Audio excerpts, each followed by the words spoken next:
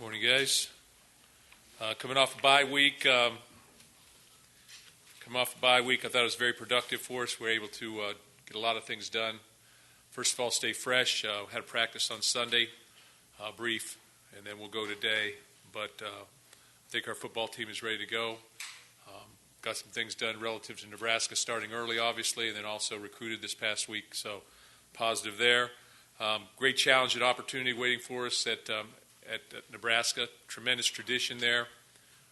Went there numerous times, I guess 4 times when I was between being at Kansas, University of Kansas. I think this is my 5th time maybe going there to play there. I was at the University of Kansas twice going up there, and then also went there once with when I was an assistant here at Michigan State. So obviously those meetings weren't too good, but have a great respect for what they do and what their fans bring and how they do it at the University of Nebraska. Offensively, when you look at Nebraska right now, I think things center around quarterback situation. So Tommy Armstrong is obviously a very effective guy. He's been playing for a long time. Throws the ball very effectively, can run it. I know he's got some injury problems, but we'll see how all that works out. Was impressed with quarterback this last week for coming out there, Fife for coming out there for the first time. Had some interceptions, but also threw the ball effectively down the field. Running backs, solid situation. Receivers, very solid defensively. 2 big defensive tackles, very impressive. Their safety, is outstanding as well. And let me get everybody's name here. Nate Jerry has been playing for a while there, South Dakota. Tried to recruit him as well as we went through this. So. Good football team, well-coached football team. Mike Riley I've known for quite a while. He's an outstanding coach, and I know that going through some things as all programs do, but they'll be ready to play. So I'll just take some questions and go from there.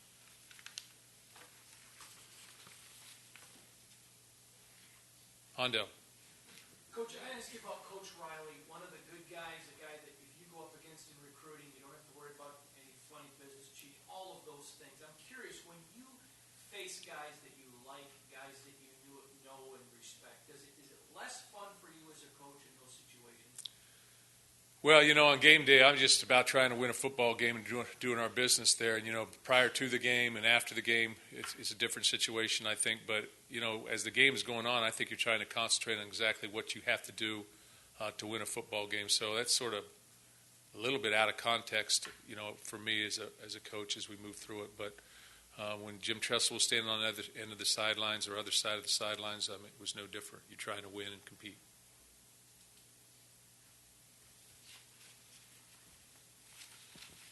Mark, when you were at Kansas going head-to-head and recruiting against those guys, how many times did you win a player in those 4 years you were there?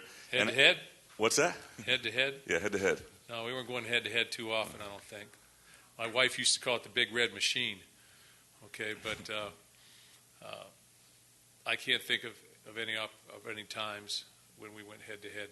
Okay. I'm sure there were. We had some great players at KU at that time.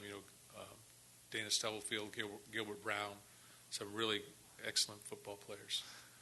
But at that point in time, I can't remember that aspect of it. How different is the dynamic now in college football than back then for a school that had it rolling for so long in terms of being able to, stockpile recruits, and just how different the landscape? How different is it now? Well, I think Coach Osborne developed a culture there. They had a system in place of what they ran at that point in time: option football, G-option football, defensively, offensively. They had almost unlimited resources in terms of football players because of the way non-scholarship players were set up. So they had an overabundance of players, and they used to say that you could go in there and they had almost three different teams working. You'd go to this station and they'd run these type of plays. Then you'd go to this station, they'd run these types. And they just rotated. The 1s, 2s, and 3s would just rotate, and they had scout teamers for all of them. Now that may be hearsay, but that's what I heard. So everything was a lot different back then. I think college football in general, there's a lot of parity now in college football, and things have changed in terms of numbers and things of that nature, in terms of numbers of players and that type of thing. More parity. Mark, you've talked over the years about your record in November. I think it's 9 straight wins on the road in November. How much do you talk about that with your team, protecting that, and how significant is that to you? I think it's significant, the fact that you got to win on the road if you're going to compete for championships here. There's no question about that. And then also, we paint that picture to give ourselves confidence. So we do paint that picture. We talk about what's gone on here in the past for us, and hopefully that repeats itself in the future. But it'll be a great challenge out there. Mark, you obviously winning at Nebraska has never been real easy, and this team has had their difficulties this year with injuries, losing some close games. Now some pressure from people outside. Does that make going and winning in that environment even tougher when maybe it's a team that kind of feels like their back is against the wall a little bit? Yeah, I think so. They've had injuries. We've had some injuries as well. I think that's the nature of where everybody's at right now. You look across the scope of this conference, and things are happening on every football team, that has an impact. So, Nebraska's not an easy place to go play, period. End of story. I think our players understand that, and we need to be ready mentally as well as physically, and we need to go there with an edge and take our best game there. That's what we have to do. No question, though. Mark, down here, you just talked about how you understand what Nebraska's going through as a program. Mike Riley, they're going through some things, much like you did in 2012, 5 losses by 13 points. Do you think that, but you said now you know how to win. Do you think that this program needed to go through those close losses in order to learn how to win? It's tough to say that. You don't ever want to say that, but, just we needed to find the inches. I think we knew how to win. We just didn't find the inches. And, the next year we found the inches. And hopefully we're still trying to find those as we move forward. But I think that's something that senior leadership brings and players with experience brings and those type of things. And, obviously when there's change, you start to redevelop your program. When there's change, there's always going to be a step back before you step forward. There's always going to be that. I don't think without question that's going to happen. So, we went through our problems as we move forward, and it's always going to be challenging. College football, though, it's very difficult to win. I don't care who we play. It's extremely difficult to win. And you can talk to anybody at any place, and they're going to say the same things. Any head coach is going to say the same thing. It's difficult to win, period. Mark, regardless of who starts under center for Nebraska, Fife or Armstrong, they've got a great wide receiver in Jordan Westerkamp. Have you talked with the secondary, any special game planning kind of around him, whether one player will be assigned to him, or is it just kind of go through like you would with any other wideout? No, they got a collection of wide receivers. I know Riley might be banged up a little bit. Westerkamp's been a guy that's been playing for quite a while. He's an excellent player, gamer. Stanley Morgan, number 8's a true freshman. They get the ball to him. They've got 4 or 5 guys that can make plays for him at the wide receiver position, and they play him. They seem to play him all. But you certainly have to know where number 1's at. There's no question. Mark, tonight the first college football playoff rankings come out. How important is that to you in this program? I'll be watching film.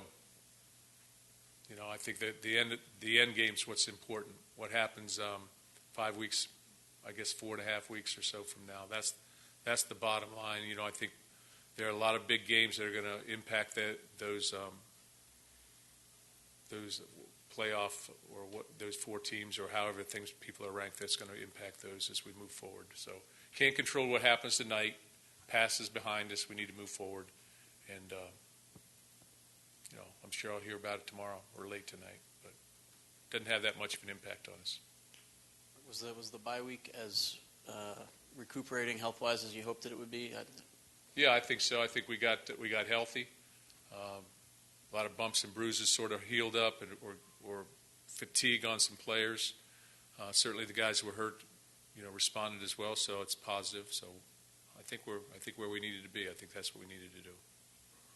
I guess if you ask about health, it doesn't qualify as an injury question, does it? Like, is Jack Allen and Madre London, are they healthy? I mean, I don't think they have a cold or anything like that. So, okay, So you can't say whether they'll. I can't say. Okay, all right. I guess I'll just keep it going on this. Just reading the depth chart, Mark, Darian Hicks not on it. Is it possible that Darian Hicks is looking at a long-term absence here? We're going to have to see based on how practice goes this week. That's as gray as I could be. Any other questions for Coach? Yeah, Mike. Coach, 2011 trip to Nebraska. Can you refresh me on that game, similarities? What do you remember about that trip for Michigan State? Well, we were flat. That's what I remember. You know that we didn't come out the very first play out of the kickoff. Larry Capers got hit, and suffered a concussion, and we never really responded. We were just sort of flat. It was our first time being there as a program since maybe 95, 96. Didn't really know what to expect or how to handle it, and I think that showed. I don't think we played our best football that year, certainly. That was the one game. And you know, we learned from that, though. We learned from that football game when we went back out there in 2013. We played much better. So we have a core group of players on our football team that have been out there in 13, quite a few of them, and they need to lead. We need to understand what we're getting involved with.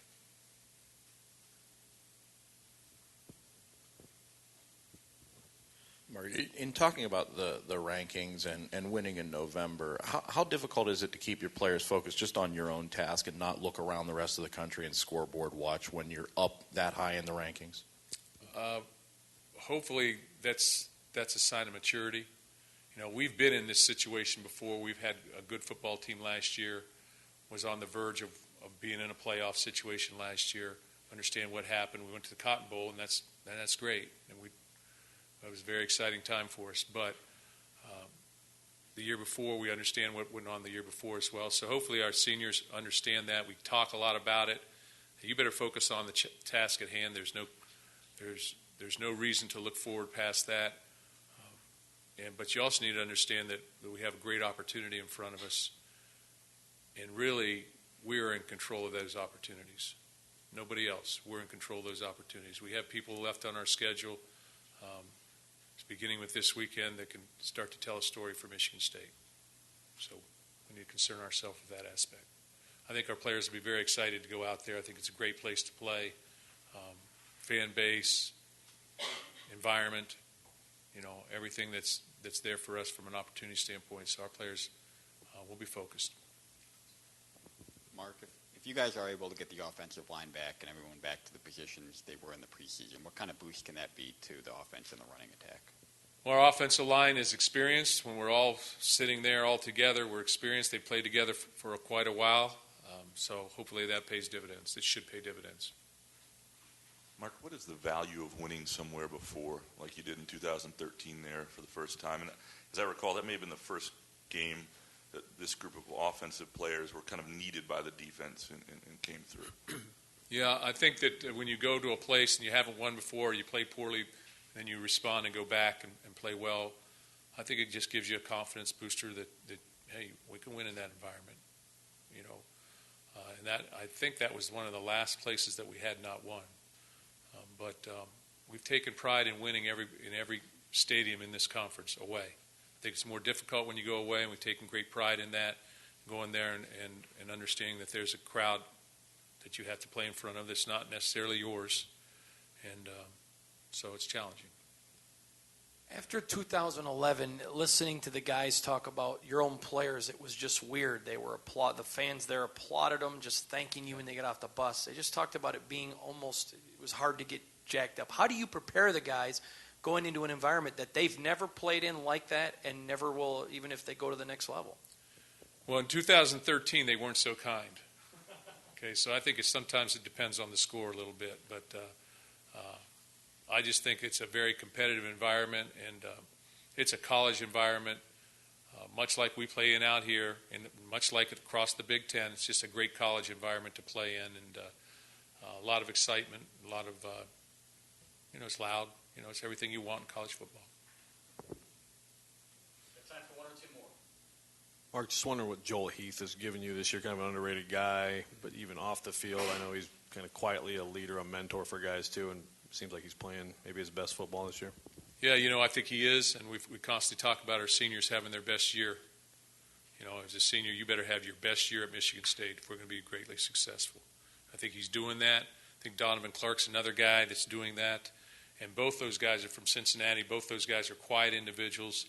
But as they get to be a fifth-year senior, you start to see them assume leadership responsibility or attitude. And, they're very at ease in speaking out now and talking to everybody. So, they take on a whole different demeanor, much like Blake Treadwell did in 2013. These guys are quiet, reserved individuals, but by the time they get to be a senior, and, then their last month of football here, really, regular season, they take on a whole different persona in a positive way. Anything else for Coach? Thanks, Coach. All right, guys. Thanks again.